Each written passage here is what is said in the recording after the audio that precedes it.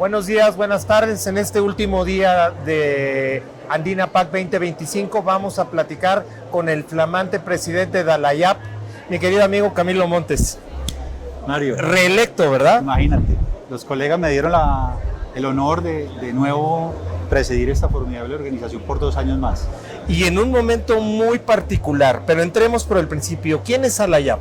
Alayap es la Alianza Latinoamericana de las Asociaciones de las Industrias de Alimentos y Bebidas, es decir, los gremios y las cámaras que llevamos la voz del tejido empresarial de la industria de alimentos y bebidas, desde México hasta Argentina.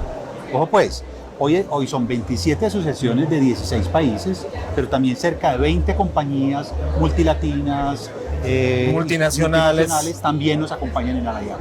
Y esto implica una enorme cantidad de empleos directos, de PIB, de responsabilidad al estar nutriendo a nuestros países y por otro lado convergiendo con otras regiones para nutrir al mundo. Mira Mario, que en este trabajo de Alayap quisimos entender el impacto de cuántas empresas, cuántos empleos, cuánto aporte al PIB, y al menos a mí me parecen impresionantes los números.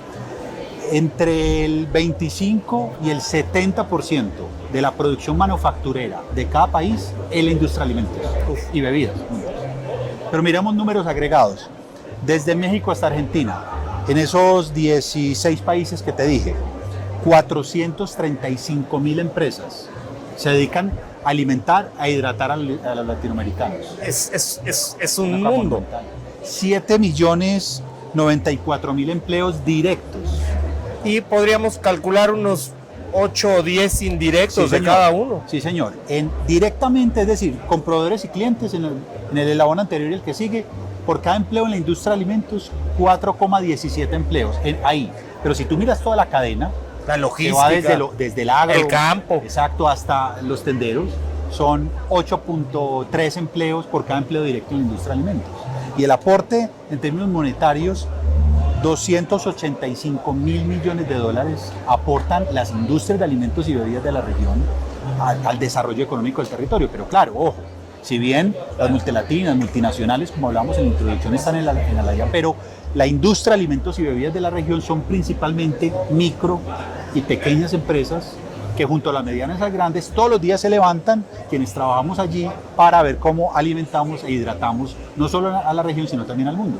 Pero además hay una cosa que es bastante interesante de ver, de esas pequeños y micro hay un movimiento hacia arriba que va moviendo las empresas de ser pequeños tallercitos a ir a estructurarse, a plantarse, a empezar a hacer empresa y desde ahí construir multinacionales. Sí, ¿sabes qué? Es un dato que yo he querido medir en la región, aún no tengo respuesta, pero es esa capacidad de movilización que tiene, de, como bien lo dices, esas microempresas que nacen de pronto en el taller de un barrio, que nacen por allá en una vereda.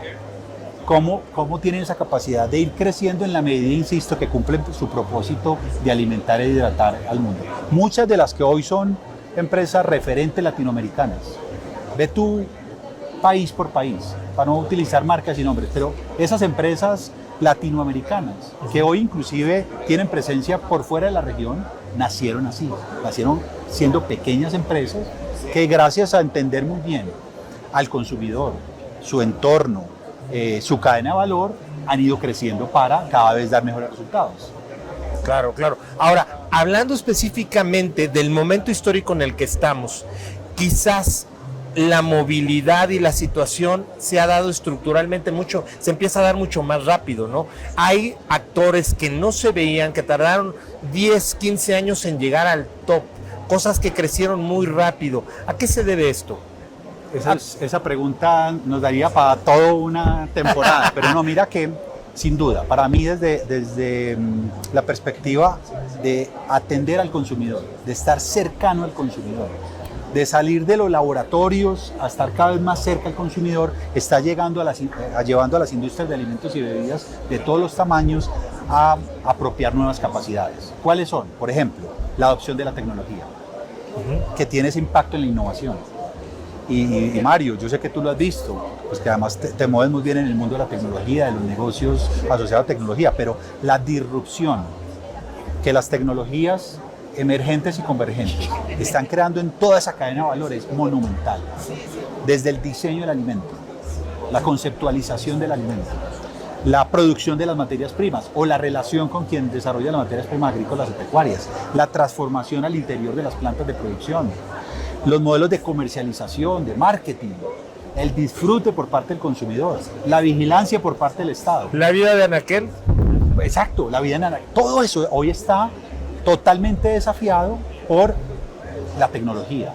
Y ojo, no solo estoy hablando pues la que hoy está muy en boga, la inteligencia artificial, analítica y big data. También estamos hablando de nutracéutica, de biotecnología, de impresión 3D, de sensórica, de blockchain. 11 de ingeniería de datos. Exactamente, analítica, big data, todo lo que hay allí detrás, esas 11 familias tecnológicas están desafiando profundamente todo lo que pasa en esta cadena de valor. Desde el campo. Sí, señor, es que mire que, por ejemplo, este gran desafío, Mario, que lo hemos hablado en el pasado, sobre el desarrollo rural, agrícola de nuestra región, de América Latina, donde, no sé si tienes este dato tan claro, pero América Latina hoy responde más o menos, de acuerdo a la FAO, por el 19% de los alimentos para el mundo. Y de las pocas regiones que aún tienen una frontera agrícola por desarrollar es América Latina. ¿A qué le llamas frontera agrícola? Es decir, ese escenario en el cual, esos espacios físicos, esos territorios en los cuales podemos producir alimentos sin afectar significativamente los ecosistemas. La biodiversidad. La biodiversidad. Si bien, pues, no sé, América Latina tiene regiones que son, además, joyas para el mundo, como la selva amazónica, como toda esta zona del Chocó biodiverso que arranca en Centroamérica. Nuestros mares, ¿no? Los mares. Entonces tenemos esos grandes epicentros de la biodiversidad, pero también tenemos fronteras agrícolas, es decir, espacios para producir alimentos. Te doy el dato de Colombia, que obviamente sabes que lo conozco con más detalle. Colombia tiene 53 millones de hectáreas disponibles para producir alimentos, de las cuales solamente utiliza de forma recurrente en agricultura 6 millones. O sea, menos del 10%. Imagínate.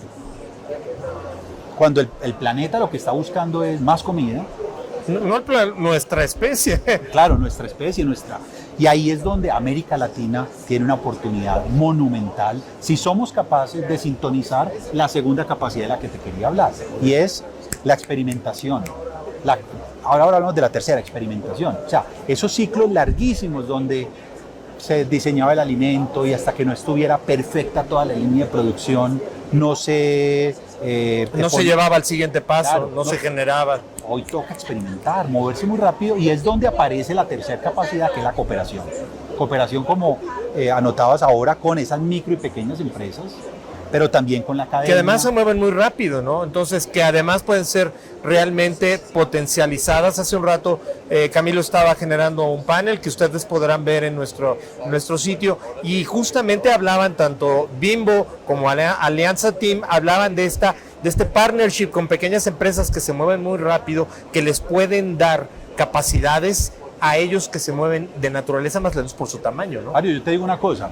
Estas dos compañías, así como muchas grandes compañías de nuestra región, estoy seguro que una conversación hace 20 años acerca de cooperar con startups era como de... No existían las startups.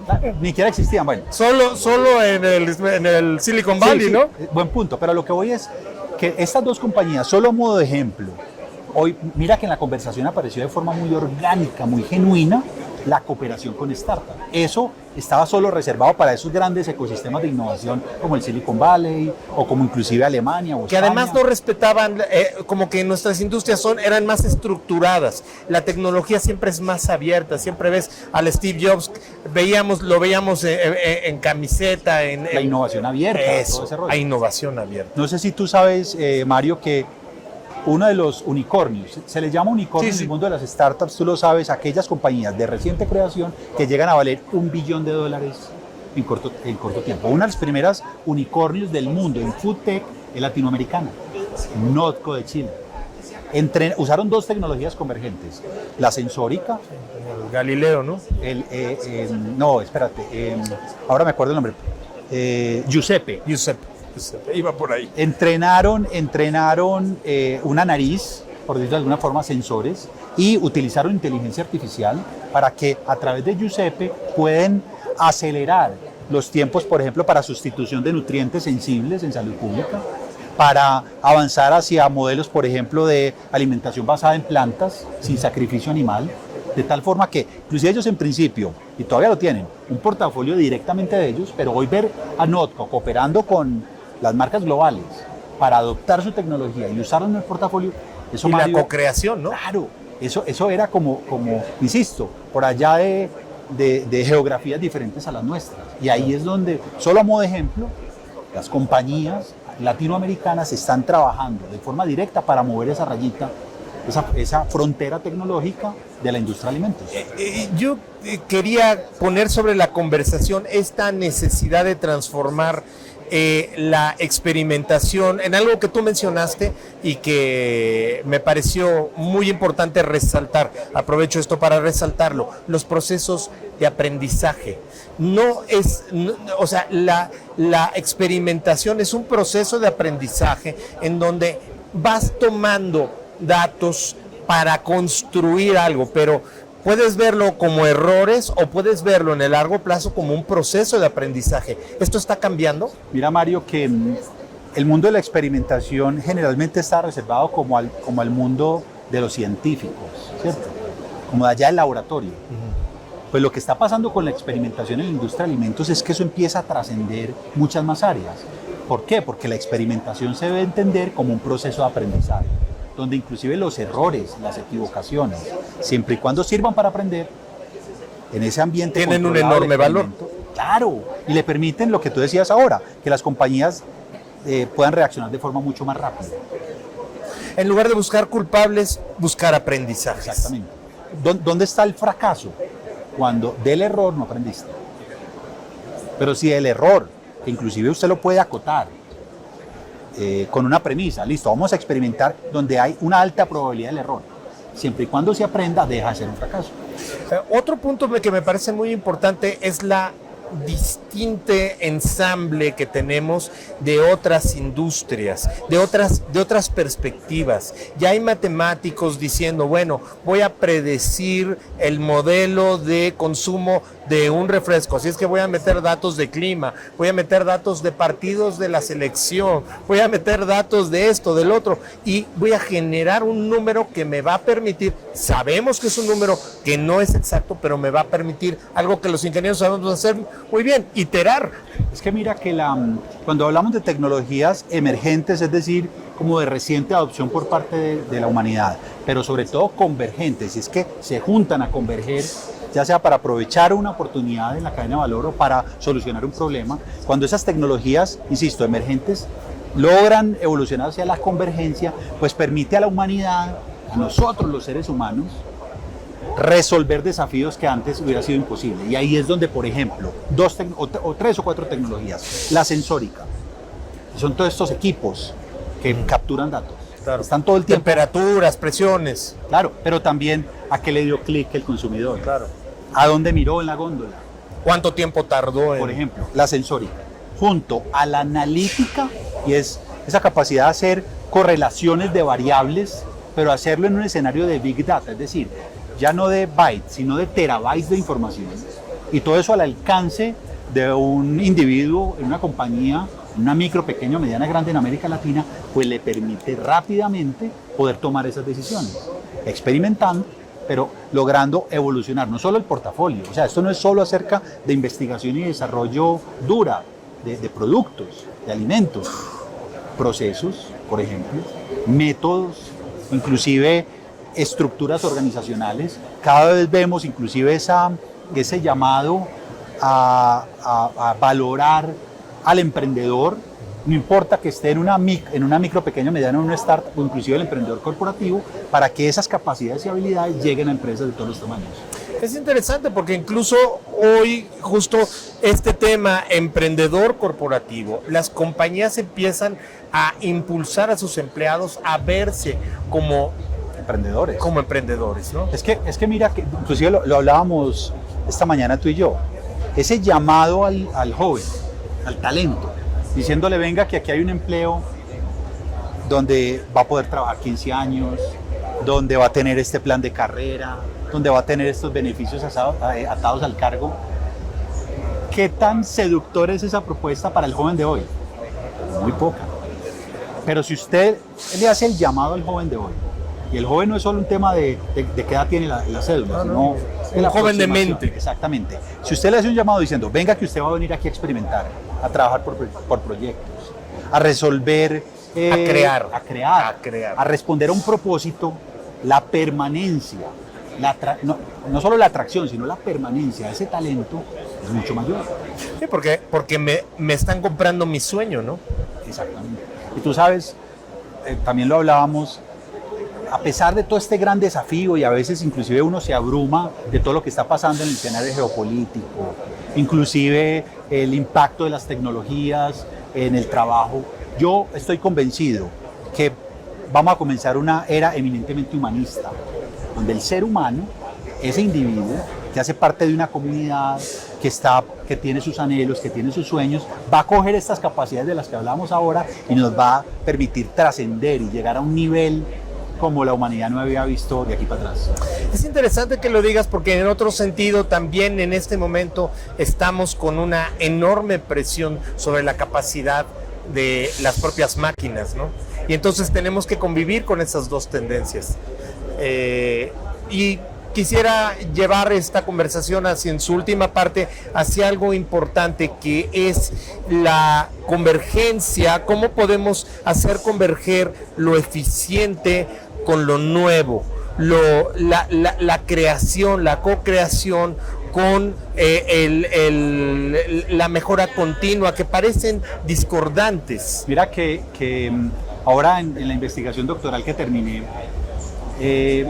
la primera aproximación que hicimos con el grupo de investigación para comprender, por ejemplo, cómo se adoptaba y se apropiaban estas tecnologías, siempre uno está como en la capa de querer comprender si la compañía a la hora de decidir la innovación está pensando en el futuro o está pensando en la eficiencia. ¿Sabes cuál es la conclusión? ¿Cuál? Piensan en las dos. ¿Pero dónde lo piensan? En las iniciativas concretas, en los proyectos puntuales. Y tú encuentras compañías muy exitosas donde tienen iniciativas dedicadas a los temas de eficiencia y dedicadas a los temas de futuro. Y esto no es acerca del tamaño de la compañía, micro, pequeñas, medianas, grandes, tampoco acerca de la edad. No son las compañías que tienen 100 años y que tienen muchas capacidades. A lo mejor eso es una discapacidad para esto, ¿no? No, pero ahí es donde te digo que pudimos encontrar con mucha precisión que aquellos que eran capaces de comprender que la tecnología y su punto de llegada a la innovación les permitía esos dos mundos, la eficiencia operativa, hacer más con lo que hoy tienen, hacer inclusive lo mismo con menos, la eficiencia, pero también el futuro, esos dos elementos son aquellas que no solo logran apropiar mejor la tecnología, sino que logran los mejores resultados en términos del impacto de esa innovación. O sea, tenemos que seguir pensando en muchos mundos. Sin duda, sin duda. Y yo sé que es complejo, porque uno es como tener la mente pensando en los resultados del hoy, en términos de la eficiencia, de la productividad, del PIG,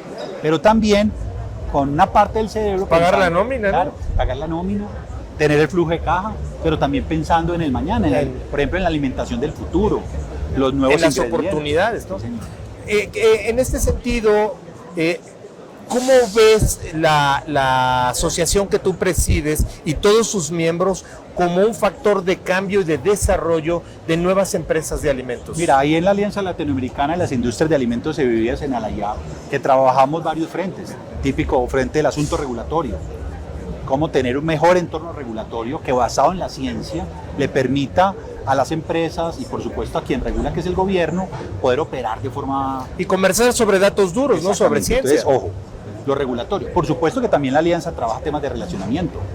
Entonces la conversación con la FAO, con las organizaciones que operan en el territorio, pero la alianza, la asociación, viene trabajando muy fuerte el tema de alimentación del futuro, con un tema muy importante y es el rescate del procesamiento, de la transformación de esos alimentos como un valor que nos ha permitido inclusive vivir como especie. Claro.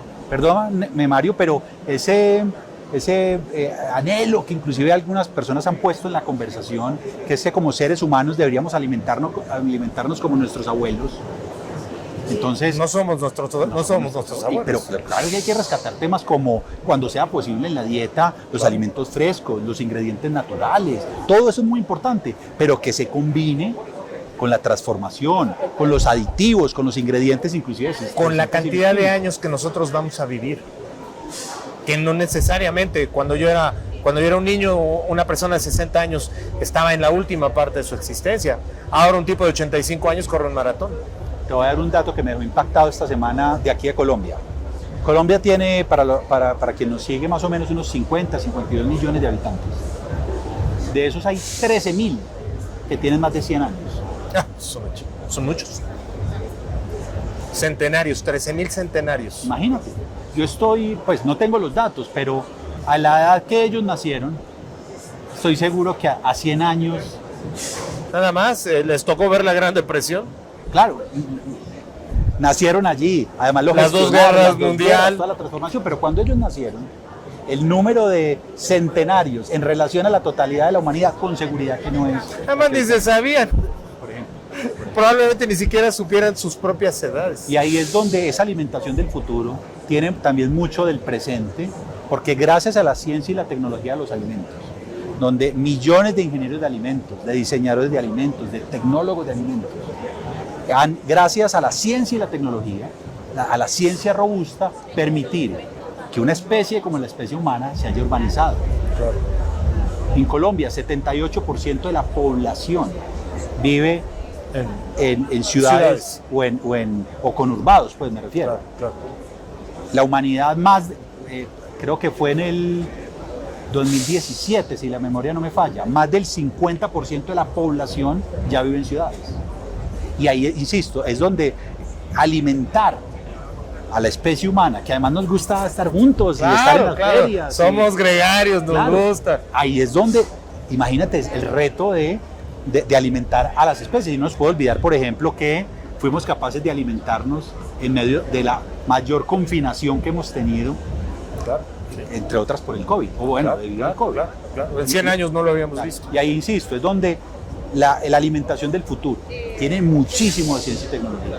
Como último tema, algo que como cámara están haciendo aquí en Colombia, que me parece muy interesante llevarlo, aprovechando esta presidencia al resto, la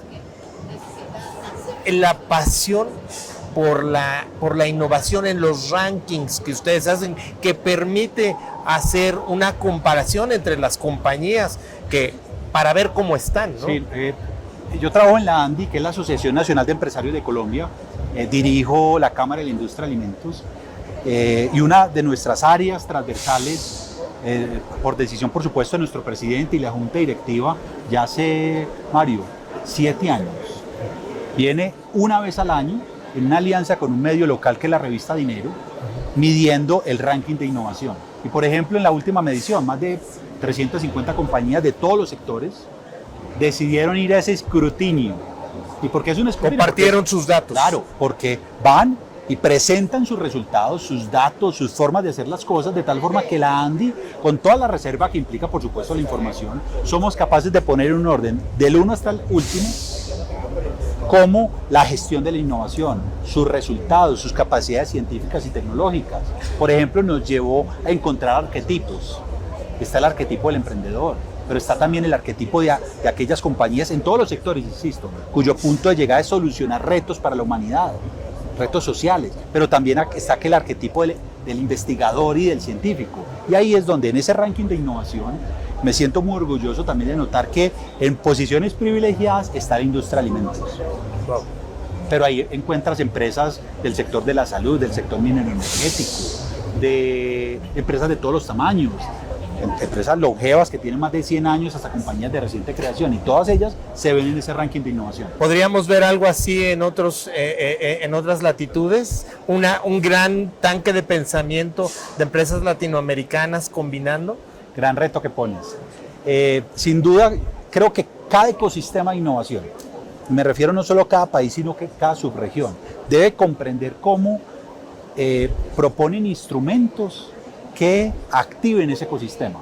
En el caso de Colombia, ese ranking de innovación nos ayuda mucho a tener esa conversación transversal entre los sectores, Y de cooperación. Claro, vertical inclusive en el mismo sector, porque en el mundo de los negocios hay una cosa formidable que Schumpeter, pues uno de estos grandes pensadores de innovación, denominaba la envidia creativa.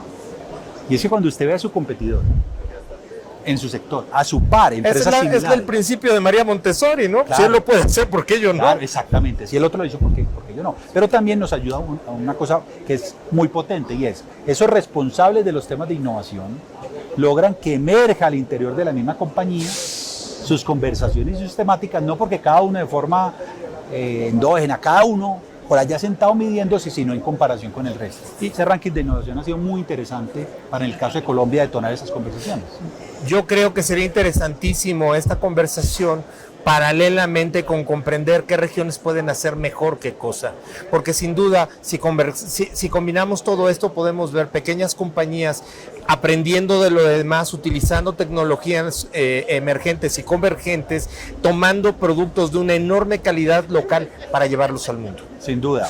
Y claro, América Latina tiene muchos retos. Cuando tú ves esos grandes rankings de innovación, salvo algunos países que pues en esto tienen bastantes resultados, Brasil tiene una capacidad científica, tecnológica muy soportada en sus universidades. Chile, por ejemplo, ha desplegado en temas de food tech y en general pues de emprendimiento atada a la tecnología. Aprendiendo en lo que tienen, en lo que son buenos de base. Claro, ¿no? por supuesto. Ustedes, por ejemplo, en México también... ¿El tequila?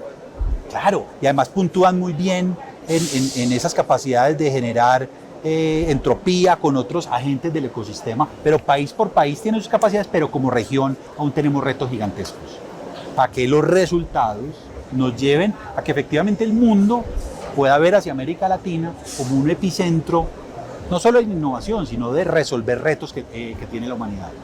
Querido amigo, gracias Mario, por esta conversación como siempre. Es un gusto estar contigo y bueno, nos vemos la próxima. Espero que no nos tardemos 2 años en volver a conversar. Por supuesto. Qué gusto verte, amigo. Bueno, Mario.